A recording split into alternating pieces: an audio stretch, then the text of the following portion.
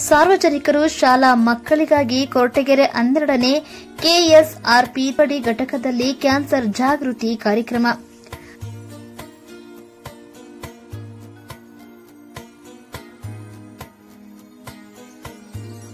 ಮನುಷ್ಯನಿಗೆ ಮಾರಕವಾಗಿ ರೂಪುಗೊಂಡಿರುವ ಕ್ಯಾನ್ಸರ್ ಕಾಯಿಲೆಗೆ ಈವರೆಗೂ ಸರಿಪಡಿಸುವ ಉಪಕ್ರಮಗಳು ಸಿಕ್ಕಿಲ್ಲ. ಕ್ಯಾನ್ಸರ್ ಕುರಿತು ಅನೇಕ ಸಂಶೋಧನೆಗಳು ನಡೆಯುತ್ತಿದ್ದರೂ ಪ್ರತಿನಿತ್ಯ ಕ್ಯಾನ್ಸರ್ಗೆ ಮಾನವ ತುತ್ತಾಗುತ್ತಲೇ ಇದ್ದಾನೆ. ಸರ್ಕಾರಗಳು ಕ್ಯಾನ್ಸರ್ ಕಾಯಿಲೆ ಬಗ್ಗೆ ಅನೇಕ ಜಾಗೃತಿ ಕಾರ್ಯಕ್ರಮಗಳನ್ನು ರೂಪಿಸಿಕೊಂಡು ಬಂದಿದೆ.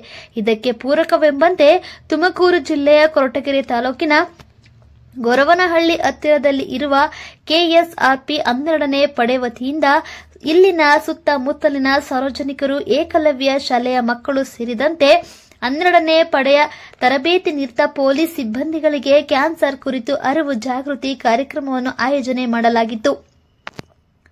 ಈ ವೇಳೆ ಮಂಗಳೂರಿನ ಖ್ಯಾತ ಕ್ಯಾನ್ಸರ್ ಆಸ್ಪತ್ರೆಯ ಉಪ ಕುಲಾಧಿಪತಿಗಳಾದ ಡಾ ಎಂ ವಿಜಯಕುಮಾರ್, ಬೆಂಗಳೂರಿನ ಕಿದ್ವಾಯಿ ಕ್ಯಾನ್ಸರ್ ಆಸ್ಪತ್ರೆಯ ಓರಲ್ ಆಂಕಾಲಜಿ ವಿಭಾಗದ ಪ್ರೊಫೆಸರ್ ಡಾ ನದೀಮುಲ್, ಅಂತಾರಾಷ್ಟ್ರೀಯ ಯೋಗ ಮಾರ್ಗದರ್ಶಕರಾದ ಡಾ ಭಾಗೀರಥಿ ಕನ್ನಡತಿ ಇವರುಗಳು ಪಾಲ್ಗೊಂಡು ಕಾರ್ಯಕ್ರಮವನ್ನು ಉದ್ಘಾಟಿಸಿ ಭಾಗಿಯಾಗಿ ಜನರಿಗೆ ಉದ್ದೇಶಿಸಿ ಮಾತನಾಡಿ ಕ್ಯಾನ್ಸರ್ ಕಾಯಿಲೆ ಬಗ್ಗೆ ಜಾಗೃತಿ ಮೂಡಿಸಿದರು. ತುಂಬಗಾನಹಳ್ಳಿಯ 12ನೇ ಕೆಎಸ್ಆರ್ಪಿ ಪಡೆಯ ಕಮಾಂಡೆಂಟ್ ಎಸ್ಪಿ ಅಂಜಾ ಹುಸೇನ್ ಅವರು ಕ್ಯಾನ್ಸರ್ ಜಾಗೃತಿ ಕಾರ್ಯಕ್ರಮದ ಅಧ್ಯಕ್ಷತೆ ವಹಿಸಿ ಮಾತನಾಡಿದವರು, ಮನುಷ್ಯ ಪ್ರತಿನಿತ್ಯ ಯೋಗ, ಧ್ಯಾನ ಮತ್ತು ಸರಿಯಾದ ನಿತ್ಯ ಉತ್ತಮ ಆಹಾರ ಪದ್ಧತಿಯ ಮೂಲಕ ದೇಹವನ್ನು ನಿಯಂತ್ರಣದಲ್ಲಿ ಇಟ್ಟುಕೊಳ್ಳಬೇಕು.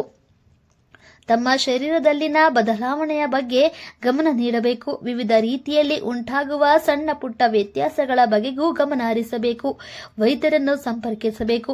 ಆಗ ಮಾನವ ಕುಲಕ್ಕೆ ಮಾರಕವಾಗುವ ಈ ಕ್ಯಾನ್ಸರ್ ಕಾಯಿಲೆಯನ್ನು ದೂರ ಇಡಬಹುದಾಗಿದ್ದು, ಈಗಾಗಲೇ ಕ್ಯಾನ್ಸರ್ ನಿಯಂತ್ರಣಕ್ಕಾಗಿ ಪ್ರಪಂಚದ ವಿವಿಧ ಮೂಲೆಗಳಿಂದ ವಿಜ್ಞಾನಿಗಳು ಅನೇಕ ರೀತಿಯಲ್ಲಿ ಸಂಶೋಧನೆಯನ್ನು ನಡೆಸಿಕೊಂಡು ಬರುತ್ತಿದ್ದು, ಶೀಘ್ರದಲ್ಲಿಯೇ ಇದಕ್ಕೆ ಸೂಕ್ತ ಪರಿಹಾರ ಸಿಗುವ ಸಾಧ್ಯತೆಗಳಿವೆ. ಆದರೂ ಮನುಷ್ಯ ಈ ಕ್ಯಾನ್ಸರ್ ಬಗೆಗಿನ ಅಸಡ್ಡೆಯನ್ನು ದೂರಗೊಳಿಸಿ ಶುಚಿತ್ವ ಕಾಪಾಡಿಕೊಂಡು ನಿರಂತರವಾಗಿ ಉತ್ತಮ ಒಳ್ಳೆಯ ಆಹಾರ ಸೇವನೆಯಿಂದ ಸದೃಢವಾದ ನಮ್ಮ ಜೀವನ ಶೈಲಿಯನ್ನು ಕಟ್ಟಿಕೊಳ್ಳಬೇಕಾಗಿದೆ ಎಂದು ಹೇಳಿದರು. ಕಾರ್ಯಕ್ರಮದ ವೇಳೆ ಸಮಾಜಮುಖಿ ಫೌಂಡೇಶನ್ನ ಅಧ್ಯಕ್ಷರಾದ ಎಸ್ಎಂ ಇರ್ಫಾನ್ ರವರ ವತಿಯಿಂದ ಸಸಿ ನೆಟ್ಟಿಸುವ ಕಾರ್ಯಕ್ರಮ ಆಯೋಜಿಸಲಾಗಿತ್ತು. ಈ ಸಂದರ್ಭದಲ್ಲಿ ಎಸ್ಟಿ ರೈಸ್ ಮಿಲ್ ಫಯಾಜ್ ಸೇರಿದಂತೆ ಮತ್ತಿತರರು ಇದ್ದರು. ಮತ್ತು ನನ್ನ ಸ್ವಾತಂತ್ರ್ಯವನ್ನು ಕಸ್ಕೊಂಡು ಇಷ್ಟೆಲ್ಲ ಇದೆ. ಹಾಗಾಗಿ ಅವ್ರನ್ನ ಮಾತಾಡೋಕ್ಕೆ ಕೊಟ್ಟರೆ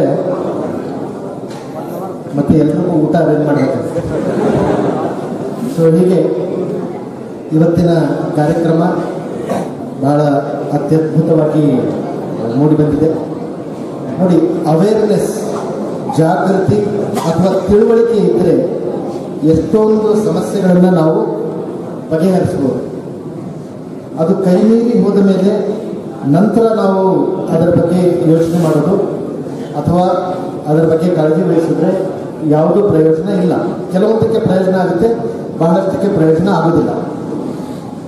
ಇವತ್ತು ನಾವು ಇಂಥ ಒಂದು ಒಳ್ಳೆಯ ಕಾರ್ಯಕ್ರಮ, ಯಾಕಂದರೆ 200 ಶಾಲಾ ಮಕ್ಕಳಿದ್ದಾರೆ ಮತ್ತು ಪೊಲೀಸ್ ಅಧಿಕಾರಿ ಸಿಬ್ಬಂದಿಗಳು, 4 ಸಿಬ್ಬಂದಿಗಳಿದೆ. ಸರಿಸುಮಾರು 550 ಜನ ಇವತ್ತು ನೀವು ಈ ಒಂದು ಜಾಗೃತಿ ಕಾರ್ಯಕ್ರಮದಲ್ಲಿ ಭಾಗವಹಿಸಿದ್ದೀರಿ. ಈ ಒಂದು ತಿಳುವಳಿಕೆ, ನಾಲೆಡ್ಜು ಅಥವಾ ಜ್ಞಾನ ಇಲ್ಲಿಗೆ ನಿಲ್ಲಬಾರದು. ನೀವು ಅಧ್ಯಯನ ಮಾಡಬೇಕು. ಮತ್ತು ನಿಮ್ಮ ಸುತ್ತಮುತ್ತ, ನಿಮ್ಮ ಕುಟುಂಬದಲ್ಲಿ, ನಿಮ್ಮ ಪರಿಸರದಲ್ಲಿ, ನಿಮ್ಮ ಹಳ್ಳಿಯಲ್ಲಿ, ಊರಲ್ಲಿ ಈ ರೀತಿಯ ಕಾಯಿಲೆಗಳು ಅಥವಾ ರೋಗಿಗಳು, ಈ ರೀತಿಯ ಸಿಂಪ್ಟಮ್ಸ್ ಎಲ್ಲಾದರೂ ಕಂಡು ಬಂದರೆ ನಾವು ಜಾಗೃತರಾಗಿ ಅವರಿಗೆ ತಿಳುವಳಿಕೆ ಕೊಡಬೇಕು. ಬನ್ನಿ ವೈದ್ಯರ ಹತ್ರ ಹೋಗೋಣ, ಏನೂ ಆಗಲ್ಲ ಅನ್ನೋದು ಒಂದು ಮಾಹಿತಿ ಕೊಡಬೇಕು. ಇಲ್ಲಾಂದರೆ ಕ್ಯಾನ್ಸರ್, ಹಾರ್ಟ್ ಅಂದಾಗ ನಾವು ನೆಕ್ಸ್ಟ್ ಬದುಕೋದೇ ಇಲ್ವೇನೋ ಅನ್ನೋ ಒಂದು ರೀತಿಯಲ್ಲಿ ನಾವು ಯೋಚನೆ ಮಾಡ್ತಾ ಇರ್ತೀವಿ. ಮತ್ತು ಇದು ಒಬ್ಬರಿಂದ ಇನ್ನೊಬ್ಬರಿಗೆ ಹರಡುತ್ತೆ ಅನ್ನೋ ಭಾವನೆ ಇವತ್ತಿಗೂ ಸಹಿತ ಇದೆ ಗ್ರಾಮೀಣ ಪ್ರದೇಶದಲ್ಲಿ. ಆಫೀಸಲ್ಲಿ ಅಥವಾ ಮನೆಯಲ್ಲಿ ಯಾರಿಗಾದ್ರೂ ಕ್ಯಾನ್ಸರ್ ಆದರೆ ಆ ವ್ಯಕ್ತಿ ಆ ಕ್ಯಾನ್ಸರ್ನಿಂದ ಬಳಲುವಷ್ಟೇ ಮಾನಸಿಕವಾಗಿಯೂ ಅವನು ಅಷ್ಟೇ ತೊಂದರೆಗೊಳಗಾಗ್ತದೆ. ಸೊ ಅವನಿಗೆ ಧೈರ್ಯ ತುಂಬತಕ್ಕಂಥ ಕೆಲಸ ನಾವೆಲ್ಲ ಪೊಲೀಸ್ ಅಧಿಕಾರಿಗಳು, ಸಿಬ್ಬಂದಿಗಳು ಮತ್ತು ವಿದ್ಯಾರ್ಥಿಗಳು, ಟೀಚರ್ಸು ನಾವು ಮಾಡಬೇಕು. ನಾವೆಲ್ಲ ಎಜುಕೇಟೆಡ್ ಇದ್ದೀವಿ, ತಿಳುವಳಿಕೆವಂತರಾಗಿದ್ದೀವಿ. ಆ ಕೆಲಸವನ್ನು ಮಾಡಬೇಕು. ಇದು ದೇಹಕ್ಕೆ ಅಷ್ಟೇ ಅಲ್ಲ, ಮನಸ್ಸಿಗೆ ಮತ್ತು ಮೈಂಡ್ಗೂ ಬಹಳ ಇದೆ. ಅವ್ರದ್ದು ನೆಮ್ಮದಿ ಹೋಗ್ಬಿಡ್ತದೆ, ಕೌಟುಂಬಿಕ ಜೀವನ ಹೋಗುತ್ತೆ, ಇಡೀ ಕುಟುಂಬ.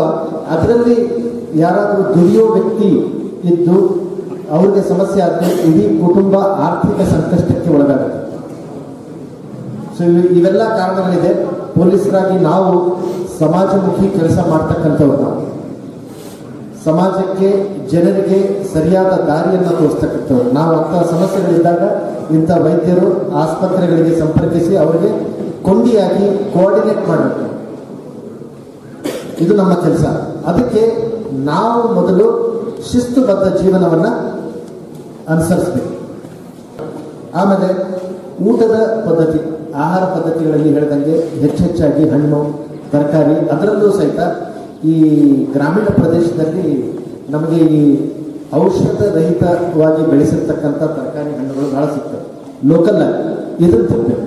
ನಾವು ಆನ್ಲೈನಲ್ಲಿ ಅಥವಾ ಸೋಷಿಯಲ್ ಮೀಡಿಯಾದಲ್ಲಿ ನೋಡಿರ್ತಕ್ಕಂಥ ಈ ಪಿಜ್ಜಾ, ಬರ್ಗರು, ಇಂಥ ಇದು ಕ್ಯಾನ್ಡ್ ಫುಡ್ಡು ಅಥವಾ ಶೇಖರಣೆ ಮಾಡಿ ಇಟ್ಟಂಥ ಫುಡ್ಡು, ಇದನ್ನು ಅವಾಯ್ಡ್ ಮಾಡಬೇಕು. ರೈಟ್. ಮತ್ತು ಅತಿಯಾಗಿ ಎಣ್ಣೆಯಲ್ಲಿ ಹುರಿದಂಥದ್ದು, ಕರೆದಂಥದ್ದು, ಡೈರೆಕ್ಟ್ ಫ್ಲೇಮ್ ಹೇಳಿದ್ರಲ್ಲ, ಶಾರ್ಮಾ, ಕಬಾಬ್, ಶೀಖಾ ಅಂತ ಹೇಳ್ತಾರೆ ನಮ್ಮಲ್ಲಿ, ಇದರಲ್ಲಿ ಶೀಕ್ಸ್ ಅಂತ ಮಾಡ್ತಾರೆ. ಇವೆಲ್ಲ ರುಚಿ ಬಹಳ ಇರ್ತದೆ, ಆದರೆ ಅಷ್ಟೇ ಅದು ನಮಗೆ ಆರೋಗ್ಯಕ್ಕೆ ಹಾನಿಕಾರಕ ಆಗುತ್ತೆ. ನಮ್ಮಲ್ಲಿ ಪೊಲ್ಯೂಷನ್ ಕಡಿಮೆ ಇದೆ. ನೀವೆಲ್ಲ ಸೇರಿ ಉತ್ತಮವಾದ ಒಂದು ಏರಿಯಾವನ್ನು ಇಲ್ಲಿ ಡೆವಲಪ್ ಮಾಡಿದ್ದೀವಿ. ಲೈಕ್ ಕೆರೆ ಇರ್ಬೋದು ಅಥವಾ ವನ ಮಹೋತ್ಸವ ಮಾಡಿ ಸರಿಸುಮಾರು 4,000 ಗಿಡಗಳನ್ನು ನಾವು ನೆಟ್ಟಿದ್ದೀವಿ. ಇದು ನಮಗಷ್ಟೇ ಅಲ್ಲ, ಇಡೀ ಪರಿಸರಕ್ಕೆ ಒಂದು ಕಾಣಿಕೆಯಾಗಿದೆ. ಸೊ ನನಗೆ ಅಧ್ಯಕ್ಷೀಯ ಭಾಷಣ ಅಂತ ಹೇಳಿದ್ರು, ನಾರಾಯಣ ಸ್ವಾಮಿ ಅವರು ಮತ್ತೆ ಭಾಷಣ ಮಾಡಿ ಅಂದರು. ಬೇಡ, ಸಾಹೇಬರಿಗೆ ನಾನು ರಿಕ್ವೆಸ್ಟ್ ಮಾಡಿ ಮುಂದಿನ ಕ್ಲಾಸ್ ತಗೊಳ್ಳಿ ಅಂತ ಹೇಳ್ತೀನಿ. ಈಗ ನಮಗೆ ಅಂತಿಮ ಘಟ್ಟಕ್ಕೆ ತಲುಪಿದ್ದೀವಿ.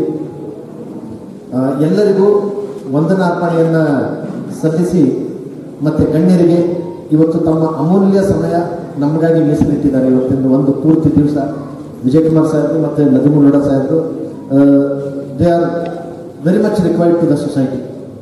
ಸಮಾಜಕ್ಕೆ ಅವರು ಒಂದು ಸಂತರು ಅಂತ ಹೇಳಿದ್ರು ಉತ್ಪ್ರೇಕ್ಷೆ ಆಗಲಿಕ್ಕಿಲ್ಲ. ದೇವರು ಅಂದರೆ ನಮ್ಗೆ ಯಾರು ಇಲ್ಲ ಜೀವನದಲ್ಲಿ. ಇಲ್ಲಿ ನಮಗೆ ಕಣ್ಣು ಮುಂದೆ ಕಾಣ್ತಕ್ಕಂಥವ್ರು ನಮ್ಮ ತಂದೆ ತಾಯಿಗಳು, ಅದು ಬಿಟ್ಟರೆ ನಮ್ಮ ವೈದ್ಯರೇ.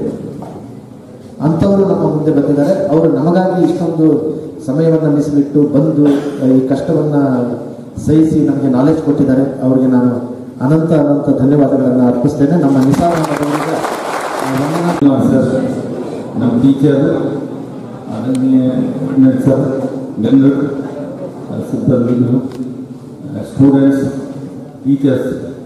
I will talk brief about oral cancer. Oral cancer ಈಗ ಭಾಳ ಇದು ಇಂಪಾರ್ಟೆಂಟ್ ಟಾಪಿಕ್ ಇದೆ. ಸುಮಾರು ಜನ ನನ್ನಲ್ಲಿ ನಾವು ಹುಟ್ಟಿದ್ರಲ್ಲಿ 24 ವರ್ಷದಿಂದ ಕೆಲಸ ಮಾಡ್ತಾ ಇದ್ದೀನಿ.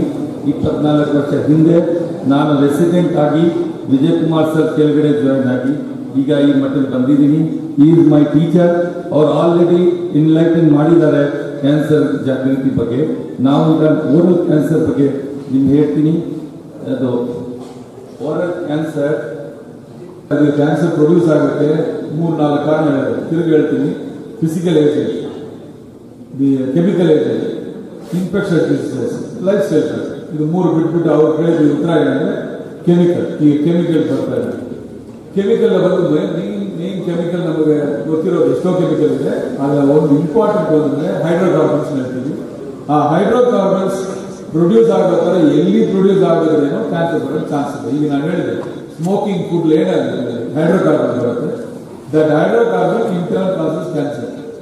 ಅದೇ ತರ ನಾವು ಉಪ್ಪಿನಕಾಯಿ ತಗೊಳ್ತೀವಿ. ಉದಾಹರಣೆ ಕೇಳಿದ್ರೆ ಉಪ್ಪಿನಕಾಯಿ ಎಲ್ಲರೂ ತಗೊಳ್ತೀವಿ, ಐರನ್ಸಲ್ಲಿ.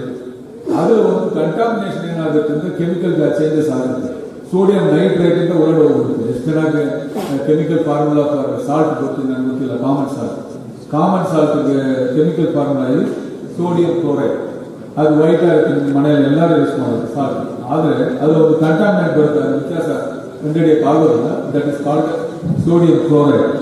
ದಟ್ ಸೋಡಿಯಂ ಕ್ಲೋರೈಡ್ ಇರುವ ಉಪ್ಪಿನಕಾಯಿ ಉಪ್ಪಿನಕಾಯಿ ಯಾಕೆ ಬೆಳೆದ ತುಂಬ ನಾವು ಇಟ್ಬಿಟ್ಟು ಆಮೇಲೆ ತಗೊಳ್ತೀವಿ.